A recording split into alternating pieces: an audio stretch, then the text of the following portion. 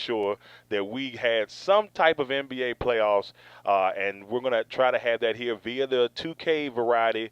But we're going to break down these games in their proper form. So once again, truly appreciate everybody coming in and joining us for the broadcast. But first, I have two wonderful people that are joining me for this broadcast to break down the previews of each of these games.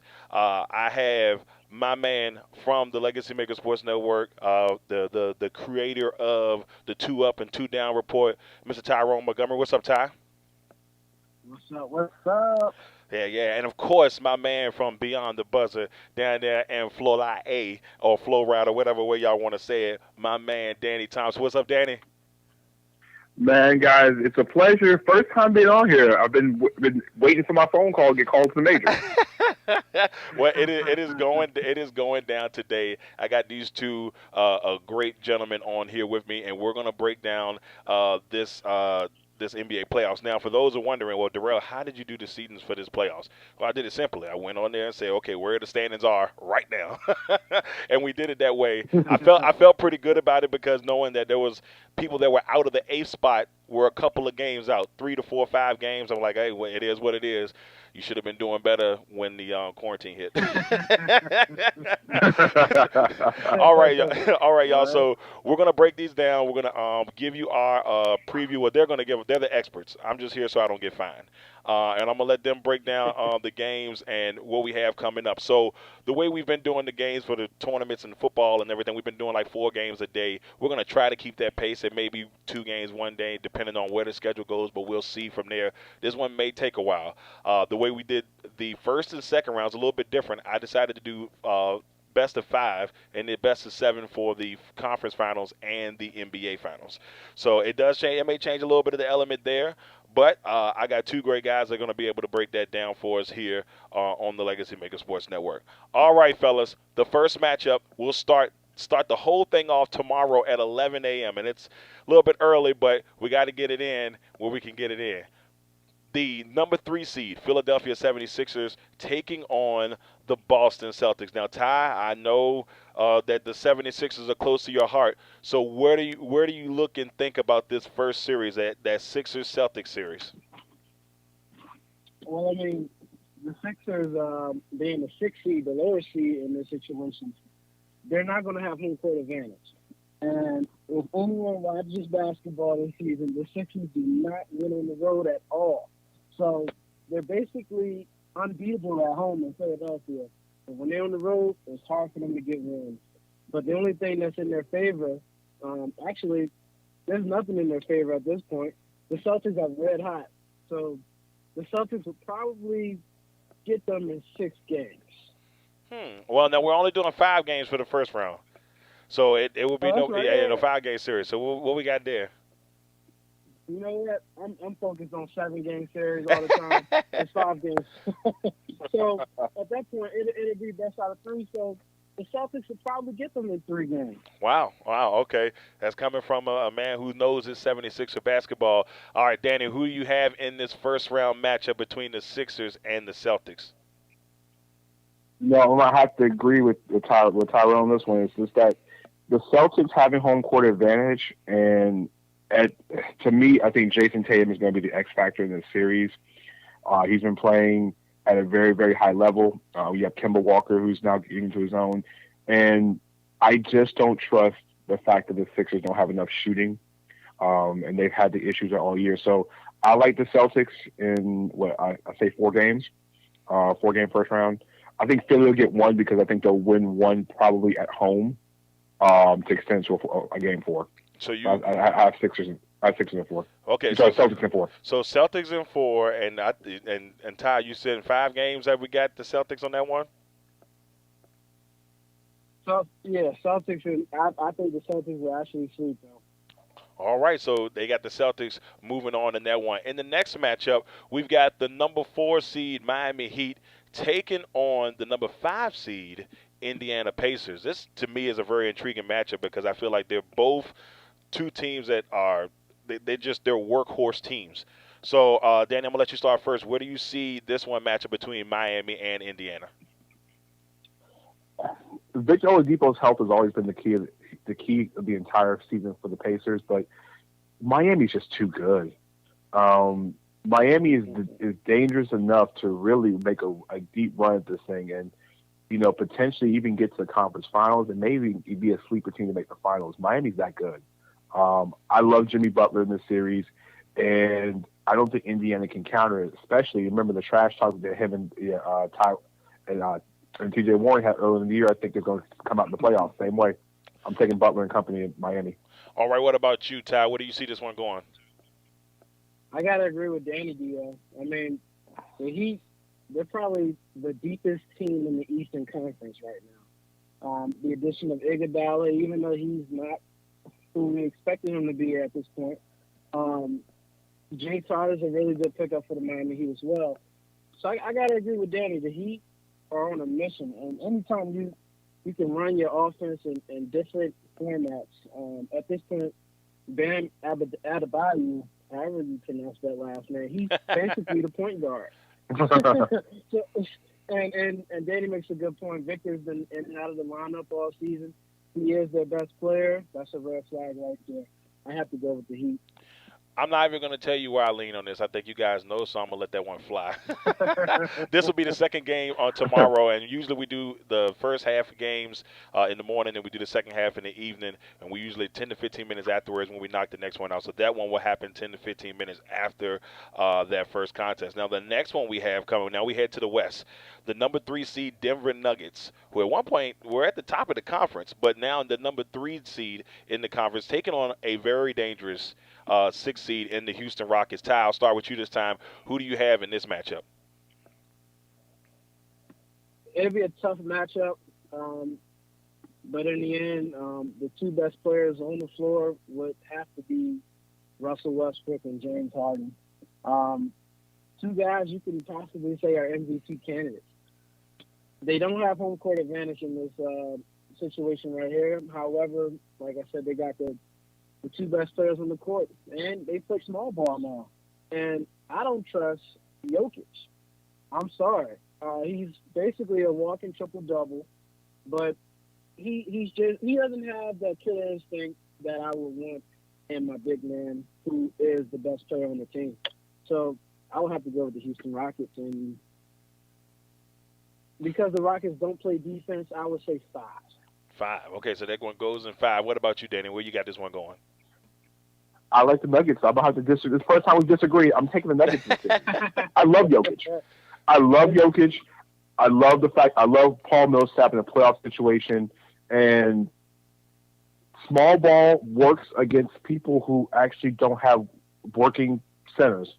And Jokic is a working center, probably one of the best in the entire league. So I'm taking the Nuggets, and I'm going to say the Nuggets in 4.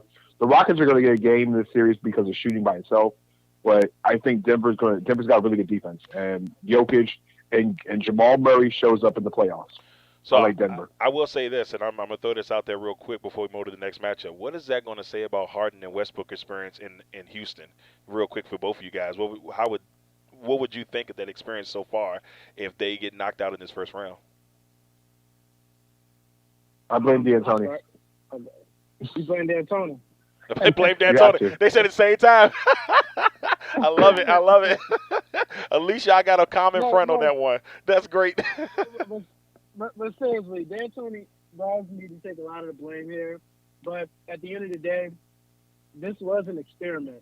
No one guaranteed that this Russell and Harden thing would work. And quite frankly, it hasn't worked the entire season. Late in the season, they kind of starting to figure things out. But it has had an effect on their best player, in James Harden. Russell has been dominating the ball, and it still has a few quirks to work out. But, at the end of the day, you got to blame that coach. You got to. Yeah, it's going to be an interesting scenario coming out of Houston if they don't make some type of run in this playoffs. Thank God, in real life, they may get lucky. Now, let's take it to that last matchup. Now, that Houston Rocket matchup will happen with the Nuggets at 5 o'clock tomorrow. And the game coming after that, our last game on Saturday, will be the number 4 seed Utah Jazz recovering from COVID-19. It's been a real rough deal for the Jazz, taking on a very surprising number 5 seed in the OKC Thunder. Nobody. If somebody say they got it, I'll give them hands up. I'll give them love. Maybe 2% out there thought that this Thunder team would be this solid this season. So, Danny, I'm gonna start with you first. How do you see this one going in this 4-5 matchup? Wow. This 4-5 matchup. It's going to be an interesting series. Both teams. I'm going to let Tyrone go for this one. I'm still debating because that's the hardest series to pick in the first round. Tyrone, I'm going to let you take the lead on this one. You know, this is the hardest series to pick in this first round. You know, the division rivals, they know each other quite well. And the playoffs is a game of experience. And I'm sensing there may be a little bit of tension in the court between Rudy Gobert and Donovan Mitchell. And we all know why here. I mean, we all know why. Now, low key, this is now a lot of people don't know. Donovan Mitchell is like he's my cousin, and people are like, oh, you just lying. But my uncle, who just passed away, God rest his soul, from this terrible disease, is actually his grandpa. Now, we don't know each other. I don't get a chance to see him. We ain't been to no cookouts or nothing like that. But, yeah, he probably upset. He probably a little bit upset. So he's probably a little bit upset. Now, Danny, now that you had a little bit of time to think, where do you think this one's going? You know what? I think the virus will bring those guys together. Mitchell is playing. I think he's got a lot to prove. I think this is the type of year for Donovan Mitchell that Damian Lillard had a couple years ago in the playoffs. The playoffs always make a star. Every year, there's always a guy that puts himself on a nationalist level. Damian Lillard did a couple years ago. Jason Tatum has done it. I think Donovan Mitchell takes that leap into. We talk about the top 15, top 20, top 15 players in the league after a playoff performance. I like the Jazz in this one. Okay. So it's not gonna be easy. So you got the Jazz, and you got the Jazz as well, Ty, or you got Thunder? Like Danny said, this one is probably the toughest one to decide throughout the entire first round. I'm going to have to go with the OKC Thunder. Wow, he's got OKC. Okay. I know they don't have home court advantage, but they've been consistent all season long. I mean, we didn't expect the season to happen out of them, and they come together. And to be honest, they don't really have a lot of skilled players on that team, in my opinion. But they have a great floor leader in Chris Paul, and they have great coaching. So yeah, Donovan. What a great coaching job by is Billy Donovan is still head coach. I'm not going crazy, right? Yep. Okay, so yeah, I mean, and Billy Donovan had a lot of criticism. Those last couple of years, with Durant, before Durant left, and then of course with Russell before he now that he has exited the door. So he had a lot of controversy, and for the first time, and most people, I don't know, he may get some consideration for Coach of the Year if that ends up happening, but we'll see how that goes when that time hits. Now let's swing to Sunday. Sunday's matchups. The first matchup on Sunday, the defending NBA champion Toronto Raptors, the 2 seed, which I don't think a lot of people saw that happen, and maybe would be high, maybe 4 or 5 coming in this matchup, especially losing to Kawhi. But they take on a very battered Brooklyn Nets team. Ty, I'm going to start with you. How do you think this one goes? Man, as you mentioned, it's bad in Brooklyn at the moment. Excuse the wind for a second, fellas. It's a little windy out here. It feels nice, but a little windy. Sorry about that. But no, you good, brother. But yeah, the Brooklyn Nets are hurting right now, and they wasn't really expecting to do much this season anyway because they knew Kevin Durant wasn't going to be there. They knew he was going to be sitting on the sideline, and we all know the injury history of Kyrie Irving. You can't rely on that guy. So they're missing it. You simply can't. I'm sorry, I wouldn't build a franchise around him. But yeah, so they're missing their 2 best players at the moment, in Kyrie and Kevin Durant. This is probably a sweep, but it's not an easy sweep. And I say that because the Brooklyn Nets, they fired their head coach, but those guys, they still come out and play hard each and every night. You got guys like Karis LeVert, Spencer Dinwiddie, Jared Allen. Those are ballers. And they come to play every single night, but they're not going to get it done. Not without Kyrie, not without Kevin Durant. Yeah, I'm a big Levert guy. I like the way he plays his game. Now, Danny, what about you? How do you see this one going? I mean, the Nets don't stand a chance in the series. The only Levert that could stand a chance is Gerald Levert if he was in the series, but no. Nets are getting swept. Nets. That's great. Smack your mama type of love, right? Mm-hmm. Oh man. So both you. Oh shoot! Wait a minute. Oh man, phone went off. But we both got. So you both got the Toronto Raptors moving on and sweeping. If I'm correct. Mm-hmm. All right, that's what we got. All right, our second Sunday matchup: the number one seed Milwaukee Bucks, the best team in the NBA, will take on the Orlando Magic. Now, Danny, you know I'm gonna start with you first because this is right there in the back neck of your woods.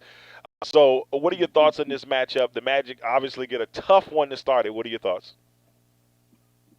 I think this might be worse than the Nets series. Like this is the worst matchup possible for Oh Orlando. Like man. this is if the NBA season were to restart and there was extra games, the Magic fans were hoping to get Toronto in the first round because if you want to see any type of footage of how bad this series has been all year, go back and watch the first game in Orlando where the Bucks beat the Magic without Giannis by over 30 points. Oh. And yeah, Oh. this is a horrible match. The arguably the worst matchup possible for the Magic. If they can take the series in two, they take the series in two. It's not even going to be close. Oh man. What about you, Ty? How do you see this one going? That was funny. No, I actually think it differ. I think Orlando would get one game, and just one. I think they'll still a game, and it'll be close. So I'm going with the Bucks in four. The reason why I say that is because when you're playing against the Milwaukee Bucks, the key goal is to zone out and defend Giannis Antetokounmpo. And they have great defenders that match up quite well with Giannis. They got Nikolay Vucevic. They have Jonathan Isaac. Um, they have Aaron Gordon. These guys are big, strong, and lengthy guys. And I think they can not stop the Greek Freak. Nobody's going to stop the MVP, the Greek Freak, but the reigning MVP, that is. But they're going to contain them, and I think that they'll do a good job at that, and at least get them and catch them on a bad night, at least one game in the series. I'm going with the Bucks in four. All right, so both of you guys taking the Bucks. We got two more matchups to break down, and I know we're getting a little close on time here, so we're going to knock this next one out. The number two seed, this is going to be an interesting matchup in my opinion, but the number two seed, Los Angeles Clippers, taking on that seven seed Mavericks team and Luka Doncic. I'm very excited about this series. I think this could be a solid one. Ty, I'll start with you. How does this one go? I think this is going to be an exciting series, and I think we're going to see a boy become a man. Luka's been magical all season. So, quite frankly, he's already a man, but he's going to become a grown man in this area. He's going to gain that playoff experience. It's going to help him in the end. He has a good co-worker, playmate in Kristaps Porzingis. I like that 1-2 punch. I think it's going to last for a long time in this league, and I think they're going to have a lot of good years to come. However, they are playing probably the deepest team in the entire league, especially in the West right now, in the LA Clippers. The Clippers seem to just sign any and everybody that hits the waiver wire. I was about to say, how much cap space do they get? Because they've been signing everybody. I understand. They're getting a lot of stimulus checks right now. But I think the Clippers will take them in four. All right, and what about you, Danny? Clippers in four. I think Luka has a good series, but one man, a unicorn can't beat the city of Los Angeles. Give me the Clippers in four. I think they that get one. I will say I think that the Dallas will win game one. I just got this vibe they'll win game one, but they'll lose the rest. That's just my quick little thought on that. I just got a feeling, like you said, Doncic will show up and show out. All right, our last one, the number one seed Los Angeles Lakers taking on the 8 seed Memphis Grizzlies and Ja Morant. This is a sneaky good matchup in my opinion.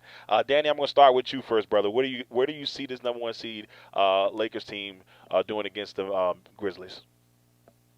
Congratulations for making the playoffs, Memphis. We appreciate your time being in the playoffs.